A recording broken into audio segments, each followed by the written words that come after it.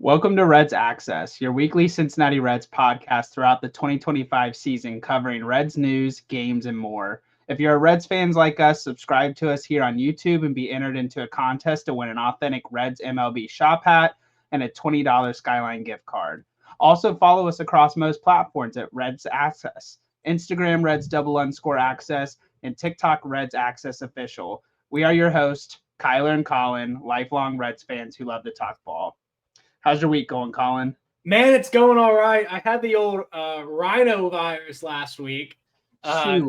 Took me out a little bit, to be honest with you. But we had our first kickball game of the season today. Unfortunately, we lost. But if we're just looking at padding stats, I had a great game, so I cannot complain. How about the yours? Stats? Oh, the stats. 2 for 2, yeah. 2 for 2 with a ribby. Let's see. No RBI, baby. No, I did have an error. Unfortunately. I dropped a little line drive, but that shit was hit hard, man.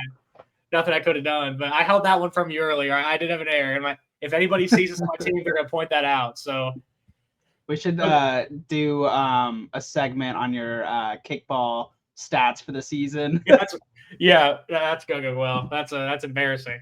Look, man, how was your week? Good. We got some storms here in Ohio Sunday. It was had to go to the basement, little crazy, and then we're gonna get hit again tomorrow. But we're healthy and happy over here in my household. Can't complain. I didn't know the storms were that bad over there. Yeah.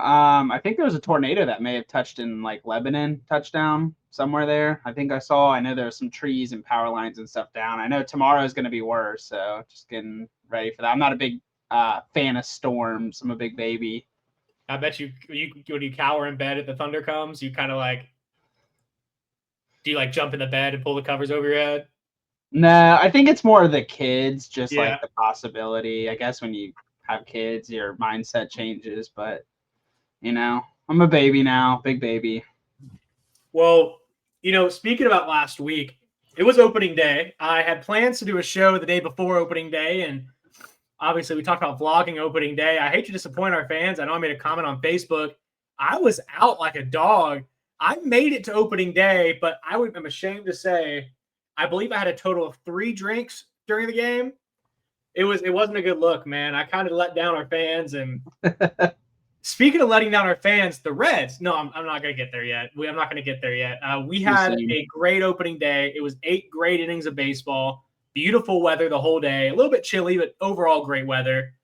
Candelario had a great start to the season, 3 RBIs. The bullpen looked great. Everybody looked great besides Angibo.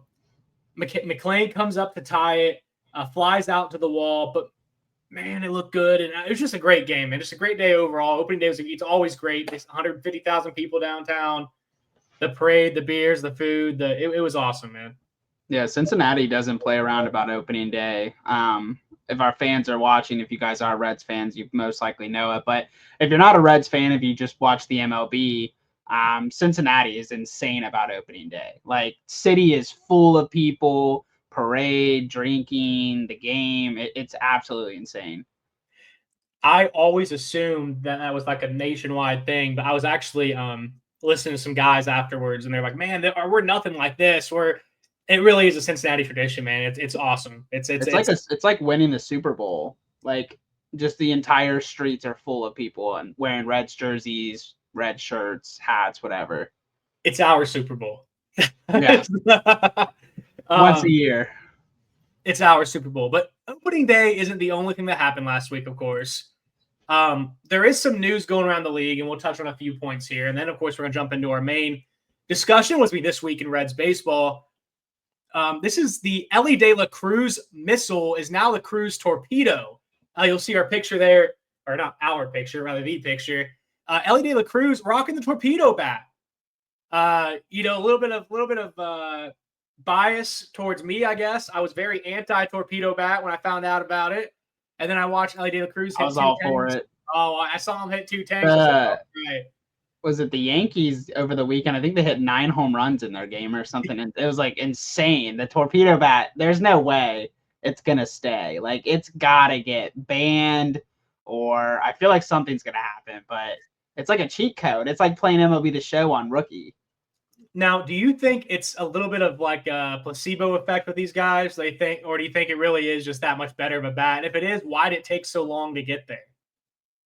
Yeah, I don't know. I think just people weren't innovative. I mean, in a sense, all you're doing is you're taking some extra wood from closer to the hands and moving it towards the lower end of the barrel, which is going to add weight and going to beef up that section, which, I mean, in a sense, just gives you a bigger sweet spot. And the 2 home runs Elly hit last night were just bombs. Like, I don't know. It could be placebo, but to me, it makes sense. You make the sweet spot thicker, put some more wood down in there, and you make harder contact. What do you think? Well, I don't know, I guess, the science of it too much, but I think he needs to do it again tonight. We're currently down 1-0. I think he's gonna get a shot at it here in the bottom of the ninth, rather. And I need him to get it done again. We're recording this around 8:30, so it's bottom 8. Uvalde is cooking us, and I need Elly de la Cruz to tie this game up. We can't lose this game. We need to win and go above 500. Just forget about it for the rest of the year. Yeah. But, man, I think Elly says it feels good. He says it looks good. I reckon he should use it. And I did like what Terry Francona said, though, man. He said it's more the player than the bat. And that kind of plays into he's saying it's a little bit of that placebo action, I think. That, you know, it's the player. And Elly is just an absolute monster. Unit. I like to call him a unit. Yeah, I mean, he just gets better and better. I don't know where the floor is for him or where the ceiling is. But I reckon we're a ways away from the ceiling for Elly de la Cruz, and I'm really excited to watch this season. They need to just Joey Votto him already. His agent, man. 10-year crazy deal and just get it locked. Obviously, players' contracts are just going to continue to go up every year. I think his agent, Scott Boras, though, so I just don't think he's going to get signed. I mean, I just don't think it's going to happen. I think we're going to get him through 2029 and enjoy him while he's here, man. That's all, you know. Yeah. Yeah, I don't know. I mean, we'll see, but I just don't see it getting done. I'd be shocked if it gets done, man. Fair enough. Another couple players to kind of bring up notes about. Of course, Elly de la Cruz is one. We have a couple other guys to talk about here. Spencer Steers played in 3 of the first 5 games for the Reds. Of course, he was not fully healthy. I don't think, Kyler, that even makes the team if Hayes starts the season healthy. I don't think Steers anywhere near the team. And I don't mean it doesn't make him have the talent. Of course, we all know Spencer Steers is a great ball player, but man, he is not healthy. I don't know if I took it off so Spencer Steer was quoted as saying he had to relearn how to throw the baseball. His shoulder hurt so bad. He's not ready. Yeah, they should have never even threw him in the lineup. I think it was kind of too soon. I mean, we were all under the impression that he was probably going to miss the first couple weeks, maybe first week. Mm-hmm. But I think it was too soon. I read something about like still having some of that shoulder pain, and I know that they were having him just kind of bat, but it's obviously not doing well for him. No, I don't think he's hit a ball in the air all season. He's 1 for 12 with one single. He grounded into a couple double plays, I think, by now. Lots of strikeouts. He did have 2 RBIs yesterday in the 6-run inning. I think it was the 6th, but man, he just doesn't look good. It was a bouncing ground ball through the hole. I mean, you can just tell he can't. Something's up, man. It's just you can just tell. I really hope for him. It's just he needs to rest it. I really hope. Yeah. I think that the kind of just DHing and kind of I think it's just kind of delaying him getting to 100%. So hopefully I think I saw something. He might be out of the lineup tonight. Was that correct? Before the game, they posted like last minute. So it seems like maybe they're kind of pulling him back a little bit. Hopefully give him some extra rest. Well, Hayes is projected to come back, I think, after this homestand's over. I think he's 4-6. He's projected to come back. So I think that, I mean, once he comes back, you have to imagine Steer hits the injured list. I don't know, man. But then, I mean, you have another issue. Who do you bring up? It's a mess, man. And it's a mess. We're battling injuries early this season, and you just don't want to start off that way, unfortunately. And we battled injuries last season as well. So it's kind of like deja vu with people moving around on the injury list. And just kind of, you need to get these people healthy, like especially like Steer. He's a pivotal player in our lineup. Like you can't just kind of throw him out there and hope for the best. Like just Give him the week or two to get back to 100%, and then let's bring him back in is what I would do. But I'm not the manager, obviously. It's the one position group we have that's like weak.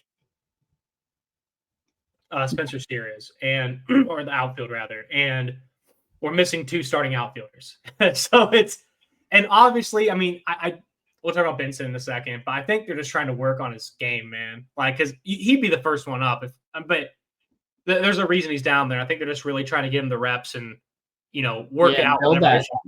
Build that confidence too. I mean, he's been crushing the ball in AAA, and obviously, I think it was Reddit. I was kind of reading through like Cincinnati Reds Reddit, and people were kind of talking about like Benson going to AAA. He needs to stay down there, and people are like, "Oh, he's crushing it, like throw him back up." And it's like I feel like you kind of just need to build that comp because we talked about in the previous episodes about just like him not being able to get through those mental blocks and just lacking confidence. I mean, I want him to just like be hot down there, pull him up, and let him hopefully be hot in the MLB as well. Keep it like going. He's right? doing he's hitting well in AAA right now. Another guy going to AAA, Kyler, and we'll talk about Benson more in a second. Andrew Abbott is starting his rehab stint. He's going to make his debut today, actually. And I'd imagine he's already. Let me see. I'm not prepared for this. While you're pulling that up, I'd like to talk about Strand. Got hit on Monday. Took that pitch to the wrist, which obviously same wrist that he missed most of last season. I think that they did x-rays. They were negative, and Tito said he's kind of like being a day-to-day with Strand. So obviously, hopefully he can get healthy, and there's no really setback on it. I hope so too. It was the same wrist he got hit on, right? So it's. Looks like Abbott went 4 innings, 4 hits, 2 strikeouts, 1 run on a solo home run. Yeah, it was in the first. I feel like I saw that pop up first inning home run. Yep. That's good to hear, though, man. I mean, 4 innings, 1 run. I just need the guy to be healthy. I just need to get back. And Spires pitched himself today like he's back into a playoff spot, I feel like. So hopefully we can build on that. And he's been looking pretty good, too.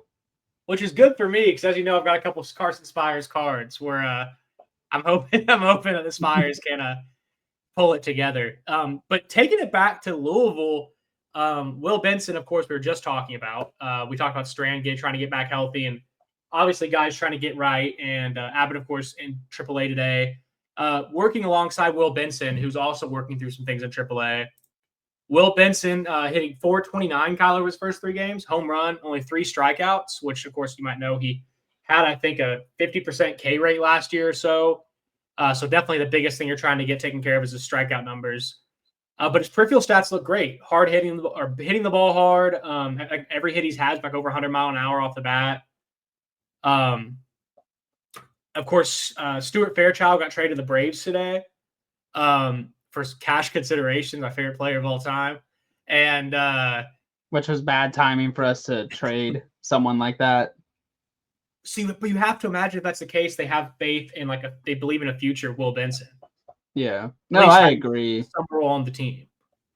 We're just in a little bit of a sticky situation with the injuries, and maybe keeping, I think, Stu just a couple more days to kind of get through it, navigate, but obviously Tito knows something we don't know. Probably, like you said, just relying on Benson to hopefully get that confidence back and come back up and just crush the ball like he is. Well, and who's taking his place? Hurtubise? I mean, I don't know if you watched the same game I did the other day. Having a rally in the 8th inning, just runs right into the third baseman. Can't hit. I mean, if they thought he could hit, he'd be in the lineup today. Right. He's a left-handed bat. Yeah. Terrible, man. Absolutely terrible. I don't understand. I'd rather have Benson unless they're trying to work Benson out. If they're trying to get him right, confident, and ready, then that's okay. Kind of slapping a Band-Aid on the wound for right now until Benson can be up. But we need him to. We can't have like 3 placeholder players on the roster. I mean, we need to compete now and not get behind. I saw someone on Twitter that Terry Francona's MO was like falling behind. I'm sorry, it was like being slow start for the season, starting to pick up by mid-year, the end of the year, his team really starts vibing and meshing and like gelling, right? We can't afford that. We cannot afford that because some of these young guys are going to get tired. We need to be good now. We need to get ahead now and stay in the contention now. We can't be looking like every David Bell year, down 10 games at the All-Star break, thinking, how do we get back into it? We can't do it. I agree with you, but I'm going to take a minority position here. And obviously, hear me out. It is Tito's first year. He's only been in a couple months. It's a whole new team to him. Obviously, there's some kinks that we need to work out, even from the last year coming into this year. New manager. Tito's had success. I mean, obviously, we want to make a run for the postseason. It's obvious what we want to do. And I think we have the talent to do it. But I feel like maybe these first couple months of this season, it is going to be kind of a learning curve with these guys and kind of solidifying positions. We've talked about the outfield. It's kind of rotation of who's healthy, who's playing best. It's our weakest point in the entire field. I want to give Tito, I guess, some slack. I mean, he's working with a team. It's all new. We've had struggles coming from last year into this year, a lot of injuries, and especially early. I agree with you. We need to start high. It's easier to be above 500 and kind of carry that success throughout the year, and you can drop some games here and there than starting behind and you have to dig out a hole, obviously. But I have a lot of faith, I would say, in Tito and this team, and I think we're going to kind of build that chemistry throughout the season, and it might lead to a hot streak towards the end of the season. I guess I'm just a Reds fan, man. Like I'm just a Cincinnati expecting the worst. I normally am too, but I think I mean, I could be just riding on Tito right now, but I have a lot of faith. He's done this twice with Boston and Cleveland, two teams that could not win. Well, Boston could win, but they couldn't get past the Yankees in the postseason. And Cleveland, I mean, honestly, no one really expected Cleveland to be as good as they were under Tito. So I'm putting the faith in Tito, and I'm hoping it's going to work out. We're just kind of getting through those kinks, those injuries right now. I'm hoping we can pull it all together.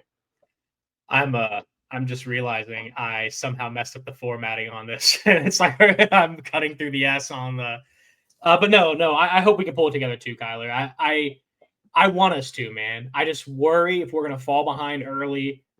I don't know, man. And like I said, I'm worried about the end of the season because we have so many young players. And you're right on almost all your points. I'm a Reds fan, man. I'm used to the disappointment, I guess. I want to see a good team. It's been also we have PTSD from the Bengals starting slow in the season, and we tried to dig out of that hole, and we were just an inch shy of making it. And it's like, you can't do that. Like, you can't start slow, lose a bunch of games, and try to dig yourself out of that. 100% right. You got to start fast. If we, 100% right. I'm not gonna get into Bengals season yet, but it's 100% right. I'm wearing all this. I had to wear white for the game today, the kickball game, and so that's the only white shirt I had. Is that Jamar Chase? It is Jamar Chase. It's the white tiger. Oh yeah, baby. Yeah, I have a Burrow jersey too, but it's a 2X. That's real big on me these days, man. I didn't want to. I look like I'm wearing a dress. Phone's getting swole right now. Oh yeah, yeah. So main segment today, Kyler, and I'll talk about. I suppose we kind of break this up. I'll talk some of these Giants games and first series of the year. Reds drop 1-2. Of course, we'll start with opening day. 6-4 Giants, of course. 8 innings of really good, really solid baseball by the Reds, Kyler. Tough game to watch. It was a great game to watch until the 9th. But let's talk about let's do this. We're going to do 2 good and then 1 or 2 bad things from each game. So, let's talk good things first. Hunter Green, man, what a start. Yeah, no, I totally agree with you. I think at one point I had goosebumps. Like, maybe by inning 3, he was just looking so good. His stuff was just doing what it needed to do. It really did solidify him as the ace for sure. That was a great opening day performance by him. I wish he could have completed it.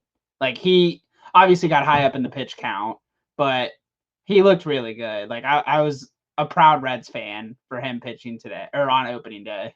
He he had a really, really strong game. He the only runs he gave up was a little like a wall bleeder, fence scraper home run. I mean, it really was. I mean, it wasn't even a bad pitch. It wasn't.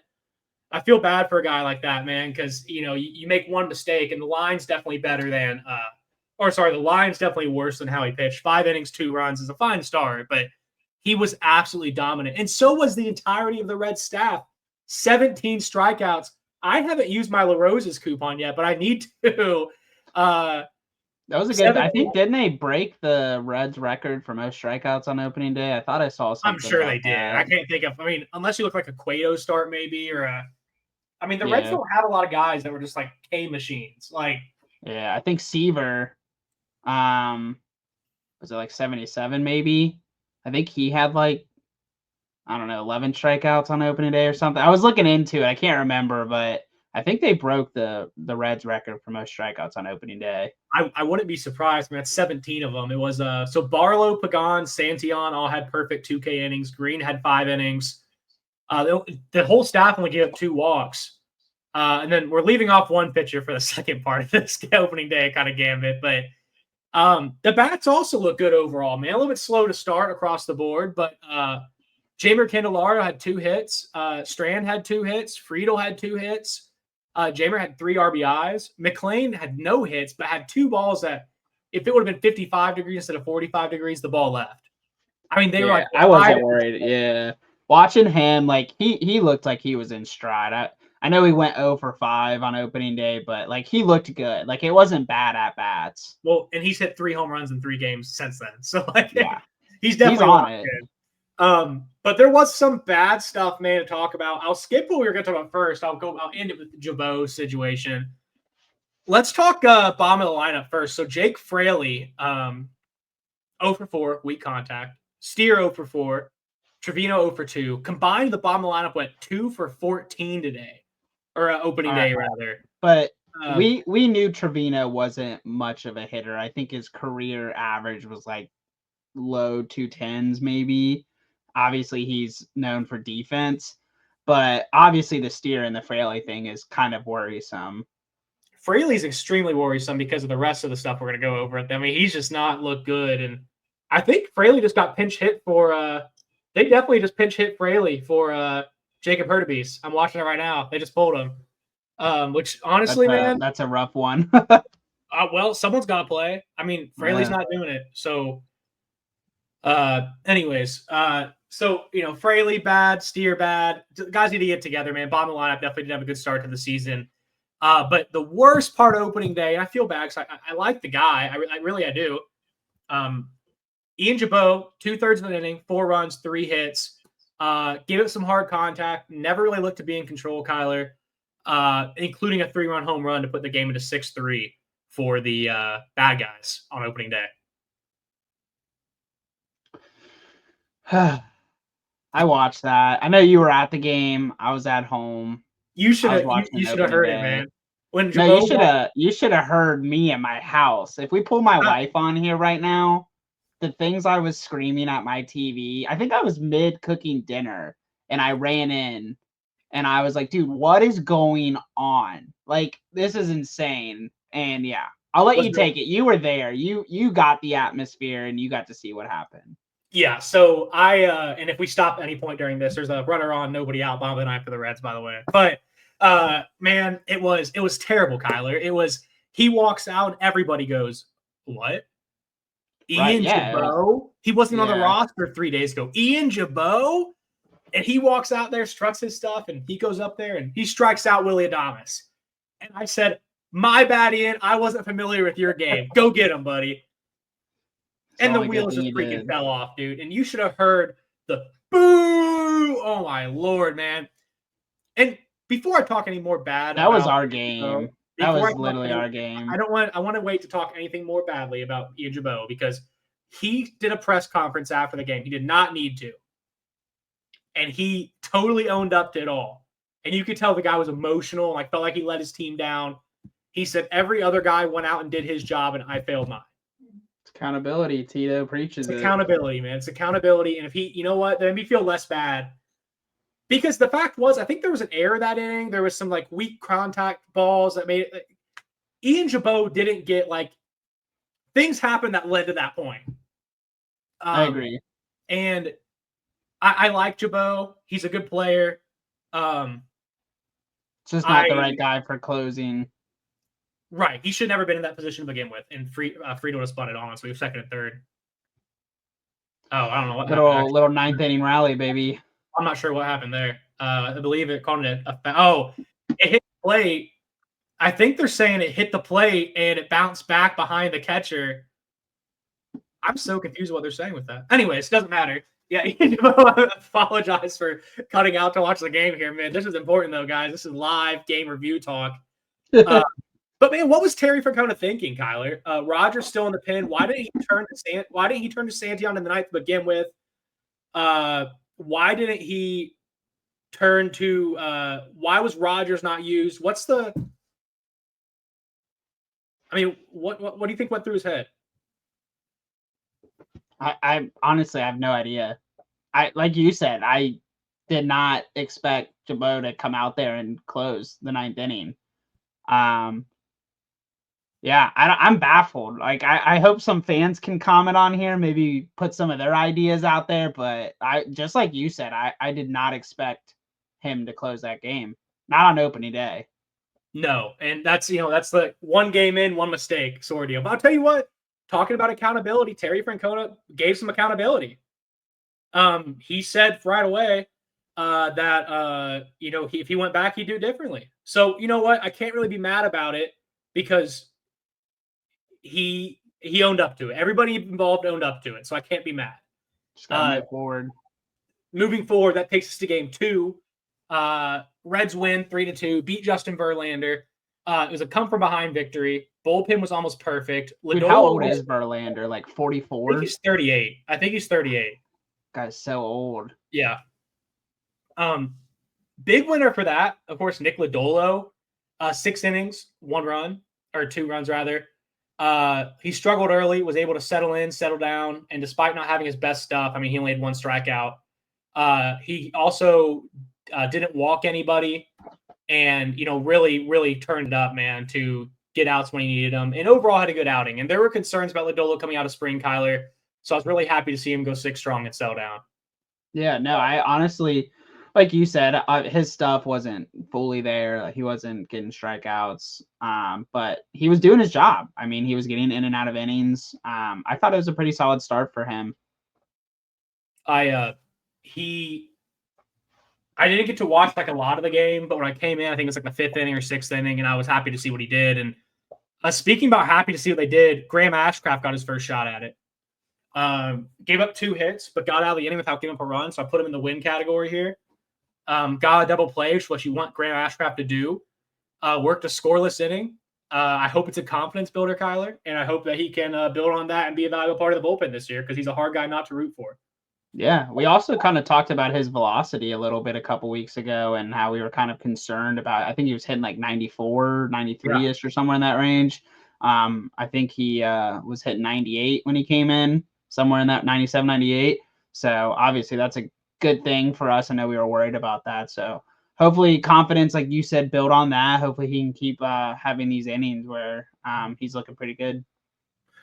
Yeah, I hope so too. And speaking of hoping you have innings that look pretty good, I hope, again, in the negative category here, I'm sorry to this guy, but I hope that he can put it together. Jake Fraley also had a few innings that did not look good in that game, Kyler.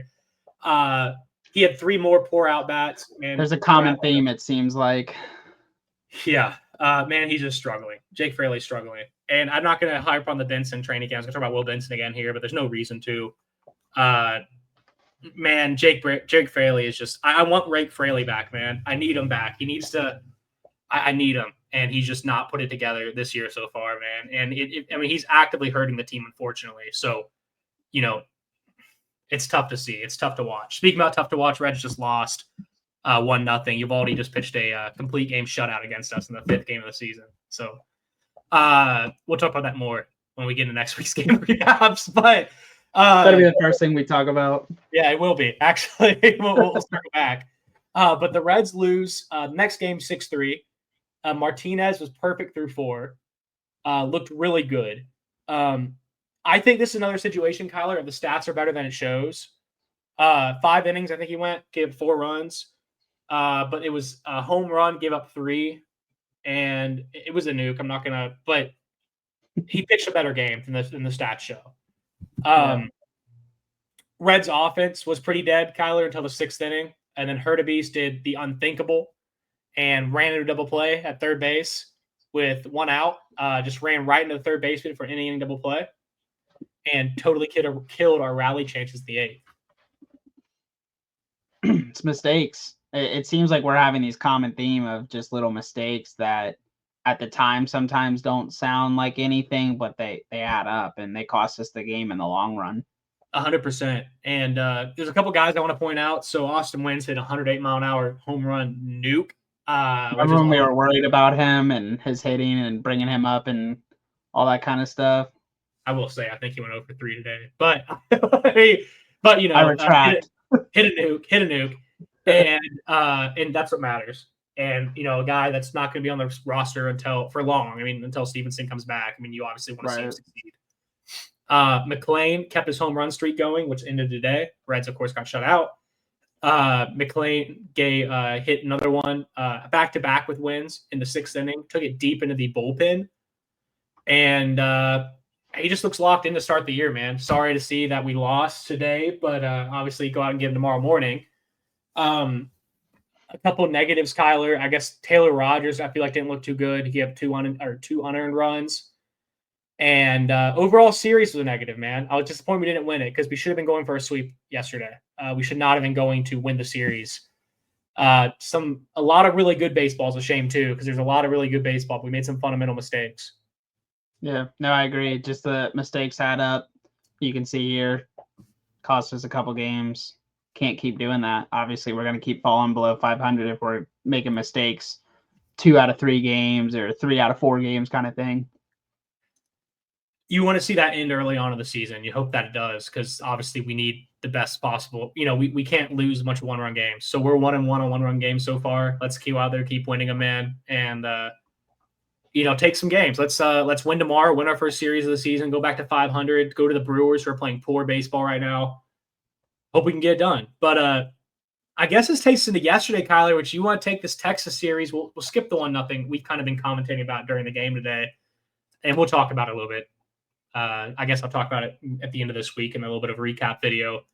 But let's talk specifically yesterday, Kyler. The Bengals beat the Cowboys 14-3. Yeah, it was football score, baby. Yeah, I watched that game. But yeah, dude, just offensive, just domination. It was 14-0, I think, going into the 9th, I believe, or 8th. And then obviously we gave up some runs, but yeah, just dominant. With 14 hits, we were 7 for 16 with runners in scoring position. 6 runs with no home run in the 6th inning. Just getting everyone around, getting those RBIs like you in kickball today. Yeah. McLean and De La Cruz combined for 10 RBIs and 3 home runs in that game. I think Elly had 2 last night. McLean had 1. Bottom of the lineup, they had 4 hits out of 14 at bats. Scoring in 3 out of the 4 instances. Switching over to the pitching was Brady Singer's first start as a Cincinnati Red player. 7 innings pitched, gave up 1 hit, 2 walks, 8 strikeouts. First 7 innings were a shutout. He's the first Red since Tom Seaver to do that in the debut for the team. So I thought Brady looked really good. I don't know what you or if there's anything you want to add. But it's one of those things that, like, you were watching him pitch and it was like, okay, like the India trade's making a little bit more sense. He was pretty dominant out there. No, 100%. I thought he looked really dominant out there. I think that Tom Seaver's stat is like first since 77. Is that right? Yeah, so, I mean, that's almost 40 years it's taken for a Reds player to throw. Well, I guess it's a really specific stat, though, right? 7 or more shutout innings, making your team debut on opening day. Was that making your team debut. So think about how many guys make their team debut, how many guys throw 7 innings their team debut. It's definitely one of those more obscure stats, but really impressive, man. Almost 40 years in between. Yeah. He looked great. I'm kind of one of those proud moments where it's like a trade kind of looked good finally. Typically the Reds like to trade away all of our future players, and sometimes that doesn't work out or it doesn't look like it worked out. But I was really proud of Brady Singer's debut with the Reds. Sam Moll came in for 1 inning. He had 2 walks, 1 hit, 1 run. Obviously, that stat line, it's not the greatest. It's not bad. But if you were watching when he came in, he had, I think, 2 wild pitches in 1 inning, and he's had 6 in like 130 innings. So he was obviously not with it. I don't think he was I thought feeling he looked good. sick. Yeah, I thought he looked like actually ill. Like I Yeah, saw his like face. He had like dark eyes, and I yeah, thought he looked like he was actually physically ill. he wasn't. I mean, we got out of it. Obviously, it was a huge lead we had, but he did not look good. I mean, he got by barely. But yeah, that wasn't a good look for him. Hopefully, like you said, maybe he was sick. It doesn't happen again. But I mean, I was kind of nervous even when we were up 14-3. I was like, this guy's about to give up multiple runs. So I was a little nervous on that. I don't really have any negatives from the game. I don't know if you had anything on mind. Really, it was just kind of Sam Moll looked a little scary there at the wild pitches, kind of struggling, but obviously we ended up winning 14-3. No, yeah, I mean that's the only negative I have, Kyler, is that Sam Moll looked a little tough there. Overall, I thought it was a great game. It's hard to complain about a lot of things. 14-3 victory. So the only thing I complain about, like I said, keep with a bit of the football theme, is that we did give up a field goal, so the pesky Cowboys didn't get shut out. But great game overall, man. Fun game to watch. I knew this was going to happen today. Anytime you go out and score 14, next game you score 0. Yep. That's almost, it's every time. But probably tired, dude, from running all the bases yesterday. Probably partying too hard after the win. But guys, that's going to wrap this episode of Reds Access. Of course, big thanks for tuning in. Kyler and I will be back soon. Back Sunday for Reds recap, and of course every Tuesday for Reds Access. More breakdowns, hot takes, everything you need to know about your Cincinnati Reds going through the whole season here. Of course, be sure to comment, follow, subscribe. Definitely subscribe to get into that drawing if the Reds make, or rather when the Reds make the playoffs. Again, public profile is all you need. Subscribe to our profile. That'll enter you for the drawing.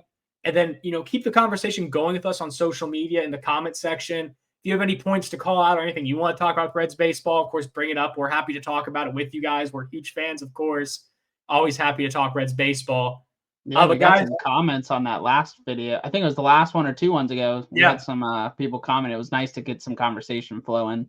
100%, man. It's always good to see. It's always good to see and hear from people and start that conversation. That's why we're doing this, guys. I mean, we want to talk Reds baseball. So drop your comments in there, and we're always happy to talk to you. But guys, like I said, that's all we have for today. So rounding third and head for home for Kyler Osterberger and myself. Go Reds.